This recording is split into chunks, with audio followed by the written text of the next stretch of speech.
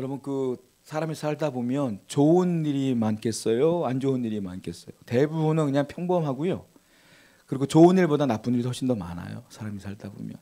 그래서 사람들이 기뻐서 병원 가는 길은 없지만 우울해서 병원 가는 일이 훨씬 더 많아요. 그래서 우울증 환자가 많다고 하죠. 우리가 코로나 때문에 이제 코로나가 이제 다 거의 끝났는데 코로나 때문에 심각했던 것 중에 하나가 우울증 환자가 많았다는 거예요. 그래서 코로나 블루라고 해서 사람들이 신경질적으로 변하고 우울해지고 스스로 목숨 끊는 분들도 많았어요.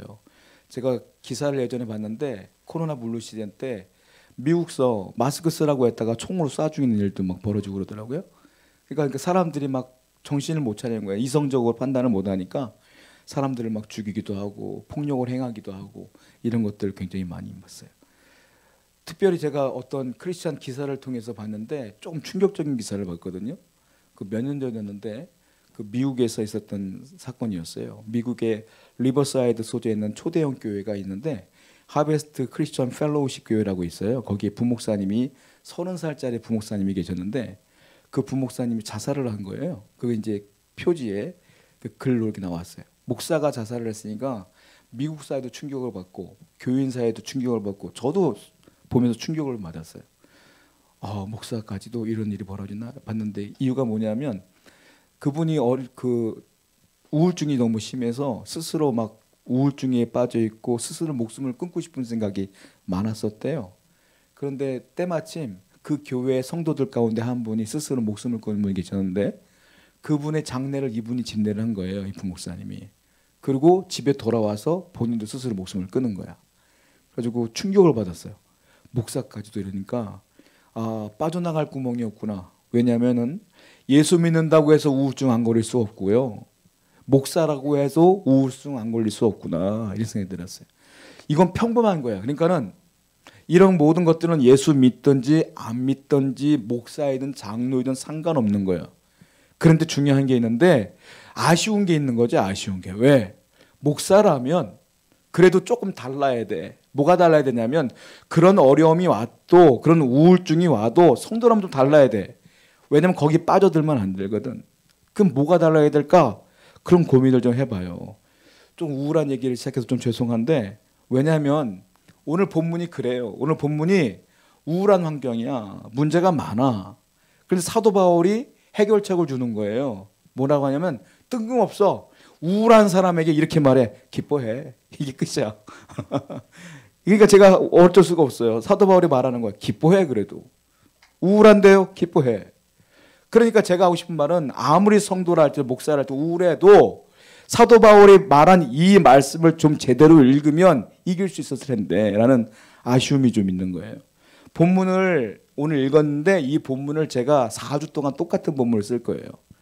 왜냐하면 주제가 4가지이기 때문에 그래요. 다시 한번 읽어볼게요. 제가 특별히 친절하게 넘버를 좀 매겼거든요. 주제를 4개를 한번 좀 읽어볼게요. 빌립보서 4장 4절부터 7절 시작. 주 안에서 항상 기뻐하라.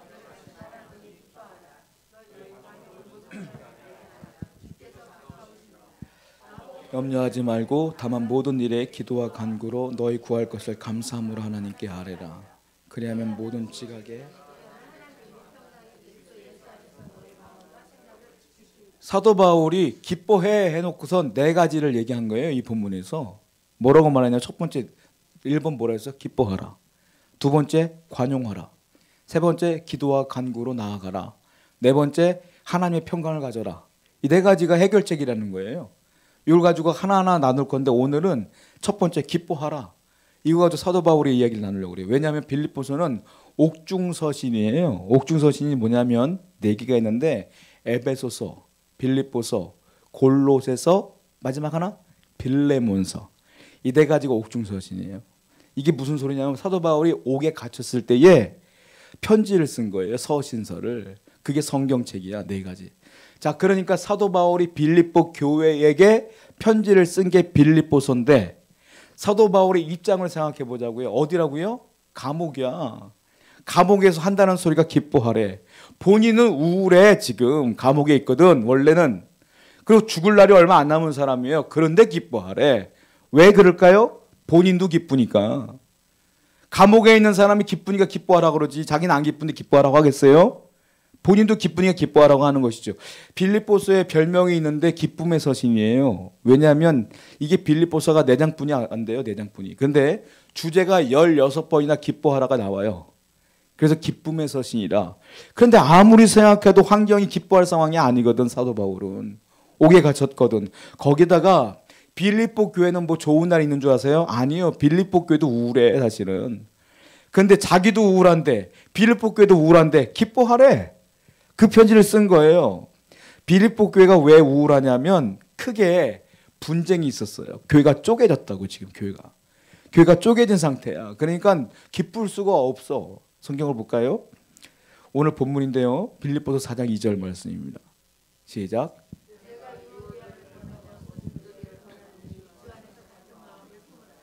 왜 교회가 어렵냐면 유오디아라는 사람이 있었고요. 순두개라는 사람이 있었어요. 두 분 다 여성분인데 빌립보 교회가 어떻게 시작된 거냐면 바울이 그리스로 넘어와서 최초로 복음을 전파한 사람이 있어요.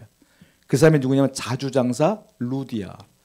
루디아를 첫 번째 전도를 했단 말이에요. 그 루디아가 은혜를 너무 많이 받아서 자기네 집에다 교회를 세웠어. 그 교회가 빌립보 교회야. 자주장사 루디아는 뭐냐면 자주의 옷감을 판 사람인데 여러분 자주색 옷감 누가 사러 와요? 남자가 사러 와요? 여자가 사러 와요? 여자가 사러 와 보통. 그리고 이 자주색은 귀부인들이 쓰는 옷감이에요. 그러니까 아주 신분이 높은 분들이 찾아온단 말이야. 그러니까 루디아가 먼저 복음을 받고 교회를 세워놓고 남자한테 전도했겠어요? 여자한테 전도했겠어? 여자들한테 전도했지. 사러 온 사람들한테. 그러다 보니까 빌립보 교회가 여성 신도들이 많아졌어요. 그리고 여성들이 최초의 신도들이 많다 보니까 파워도 남자보다는 여성분들한테 많이 쏠렸다고. 그래서 보다 보니까 유오디아도 여성분이고 순두개도 여성분인데 지금으로 말하면 직분으로 하면 굳이 따지자면 권사님들 같은 분이야. 그러니까 유권사하고 순권사야 한마디로 말하면. 유오디아 권사하고 순두개 권사가 잘 지내다가 싸웠네 둘이. 싸워가지고 원수가 된 거예요. 원수가 되다 보니까는 나는 그래도 유권사가 좋아 그 붙은 사람이 있고 나는 순권사가 좋아 그 붙은 사람이 있는 거예요. 그러다 보니 교회가 어떻게 되냐? 반쪽알이가 된 거예요 지금. 이 상태라는 거예요. 여러분 사람들이 아이 그 싸운 거 가지고 교회가 무슨 위기입니까? 라고 말할 수 있지만 교회의 위기는 관계에서 틀어져 깨져요 다. 목사와 장로가 싸우면 교회 쪼개져요. 장로와 장로끼리 싸우면 교회 쪼개져. 권사와 권사, 권사와 집사, 성도와 성도가 싸우면 아무것도 아닌 것 같지만 들러붙거든. 난 얘편, 난 얘편. 교회가 쪼개지는 거예요. 교회가 어려운 거 보세요. 다 관계 때문에 그러지. 그러니까 사도 바울이 옥에 있다가 보니까 아니 유오디아와 순두개가 그렇게 열정적인 사람들이 싸웠네? 그러니까 교회가 어렵네? 그래서 편지를 쓴 거예요. 서두르게 사도 바울이 빨리. 뭐라고 말하냐? 야 나도 기쁘니까 너희도 기뻐해라. 그래서 이 위기를 이겨라 라고 말하는 거예요. 자, 성도들에게는 문제가 생깁니다. 어려움이 생겨요. 오전에 제가 말씀드렸지만 어려움이 생겨. 문제가 생겨. 어떻게 이길까요? 바울이 첫 번째 말해요. 기뻐함으로 이겨라. 그래요. 기뻐함으로. 그러면 어떻게 기뻐해요? 바울이 말하는 기쁨이 뭐예요? 그냥 기뻐해야지 말하면 기뻐집니까? 아, 상황이 안 기쁜데 어떻게 기뻐져요? 바울이 말하고 있어요. 그래서 바울이 이렇게 하면 기뻐질 거야 라고 말하고 있어요. 볼까요? 본문 4절 말씀입니다. 한번 읽어봐요. 시작. 어떻게 기뻐하라? 주 안에서 어떻게 always 항상 기뻐하라.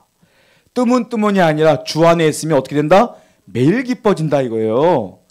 기쁨은 여러분들이 오해하는 것 중에 하나가 내가 기뻐한다고 기뻐지는 게 아니에요. 기쁨은 하나님이 주시는 거예요. 하나님이 주신 선물이 기쁨이야. 그러니까는 주님 안에 있을 때 기뻐할 수 있다라고 바울이 말하는 거예요.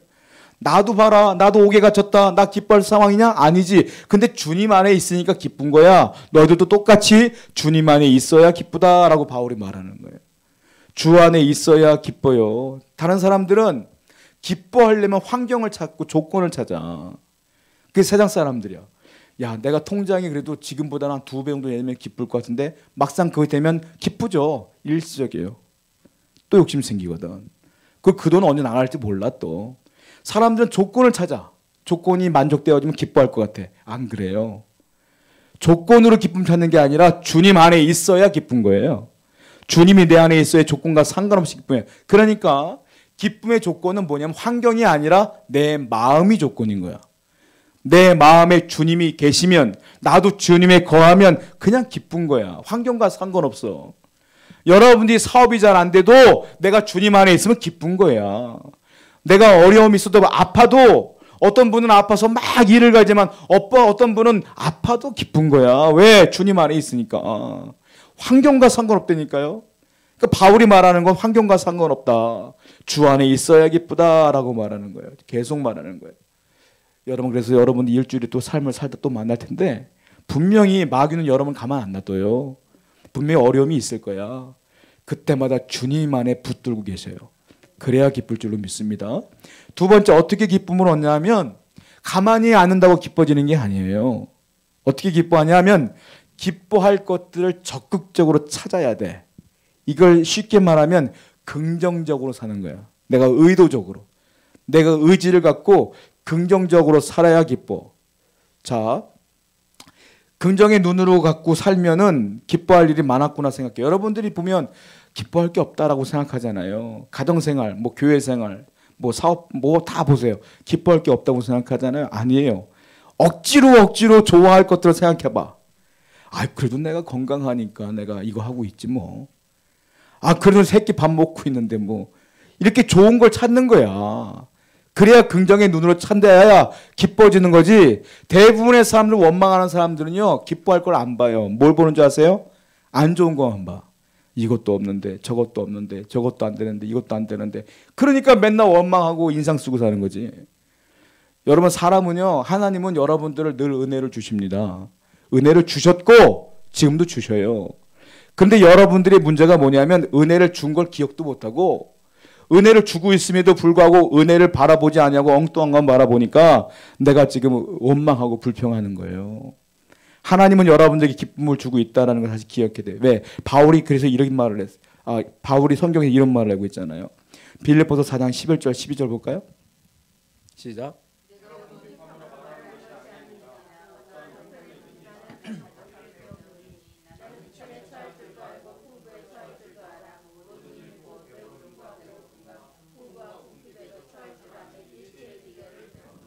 바울이요, 이게 무슨 말이냐면, 나는 궁핍에 처할 줄도 알고 비천함에 처할 줄도 알다는 게 뭐냐면, 나는 굶은 적도 있고 비천해진 적도 있어, 이 말이에요.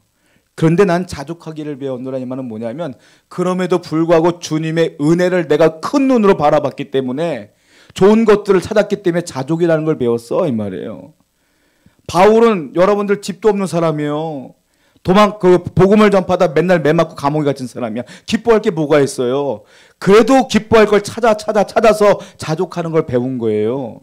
소확행이란 말이 있잖아요, 여러분들. 옛날에 유행했어요, 얼마 전까지만 해도. 소소하지만 확실한 행복이라는 게 소확행이라는 거잖아요. 이게 우리나라 말이 아니라 일본 작가였던 그 무라카미 하루키가 수필집을 하나 썼는데, 랑겔한섬의 오후에서 소확행이라는 단어가 나와요. 소소하지만 확실한 행복. 여러분, 소소하지만 큰 거 말고 소소하지만 확실한 행복이 뭔지 아세요?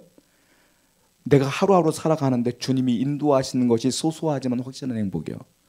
하나님이 건강을 줬기 때문에 사는 거고, 다리에 튼튼함을 주니까 걸어다니는 거지. 그런 게 다 은혜인 줄로 믿습니다. 그런 걸 바라볼 때 원망이 사라지고 기쁨이 생긴다. 사도 바울은 그러니까 너희 교회가 그렇게 어렵고 힘들어도 그 사람의 말 듣지 말고 하나님 안에 있어서 하나님의 말씀을 듣고 살아라. 이 말을 하고 있는 거예요. 또 성경을 보겠습니다. 빌립보서 4장 13절이에요. 시작. 그 다음 절이거든요. 이게 여러분, 그 기쁨이라는 게 여러분들 알아야 될 게 뭐냐면, 기쁨은 능력이에요. 그래서 기쁨은 능력이라고요. 내게 능력 주시는 자 안에서 내가 모든 것을 할 수 있느니라. 여러분, 어떤 사람은요, 기뻐할 거리를 줘도 우울해하는 사람이 있어요.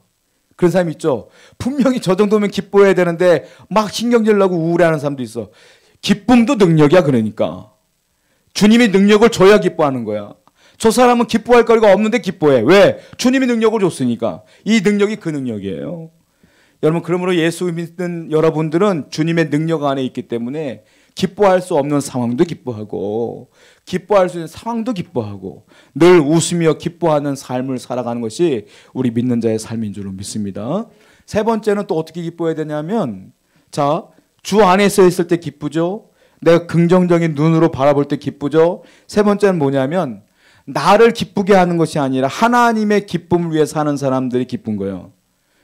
하나님을 위해 사는 사람이 그게 최고의 기쁨이다라는 거예요. 제가 어떤 서적에서 한 간증을 본 적이 있어요. 미국의 한 성도가 너무 가난한 거예요. 남편을 잃고 아이들 5명을 혼자 키우는데 먹을 것이 없다 보니까 남의 집 살림도 도와주고 이러다 보니까 억지로 조금의 월급으로 간신히 살아가는 거예요. 근데 이분이요. 매주 올 때마다 5센트씩 헌금을 해. 그게 굉장히 작은 돈이지만 그분한테는 큰 돈이거든. 부자 장로님이 있었어요. 그 교회에. 장로님이 그걸 보시다가 목사님을 찾아와요. 목사님, 아무개 성도가 매주 5센트를 헌금하는데 그건 굉장히 큰 돈입니다. 그 사람한테. 엄청나게 가난한 집이에요. 그 집이. 제가 돈이 좀 여유가 있으니까 제가 그 사람 목보다 훨씬 더 많은 액수를 헌금을 할게요. 제 것도 헌금하고 그 사람 것도 헌금하겠습니다. 라고 말했더니 목사님은 듣고 보니까 그런 것 같아서 그렇게 하십시오. 라고 하고 그 여자 성도님을 불렀어요. 부르고 이렇게 얘기했어요. 아무개 성도님이 당신 목까지 헌금을 한다고 하니까 이제는 당분간은 그 돈을 가지고 그냥 생활하는 데 쓰세요라고 했더니 그 여성도가 엉엉 우는 거야. 목사님 앞에서. 엉엉 우는 거야. 목사님이 당황했어요. 좋은 뜻으로 얘기했는데 왜 그러세요? 라고 물었더니 저는 어떻게 보실지 모르지만 작은 돈이지만 저한테는 큰 돈인 건 맞습니다만 하나님이 이거라도 벌게 주신 것이 너무 감사하여 늘 드리는 게 제 기쁨이에요. 그런데 장로님과 목사님이 이것도 못하게 하면 저는 어떻게 삽니까?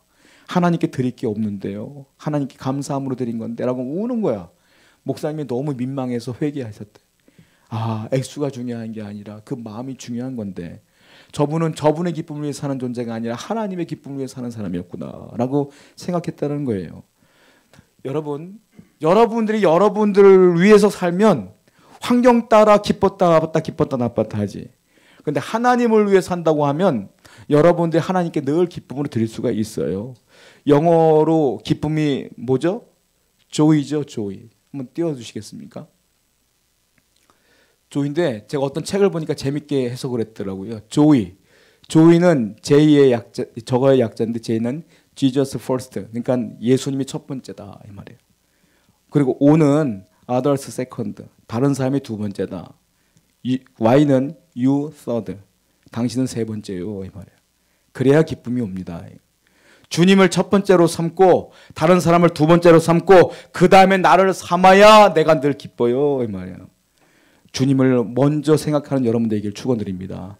그래야 기뻐요. 오늘도 기쁨을 회복하시고 이번 주 내내 기뻐하시다가 하나님께 감사하신 여러분 되길 축원드립니다. 기도하겠습니다.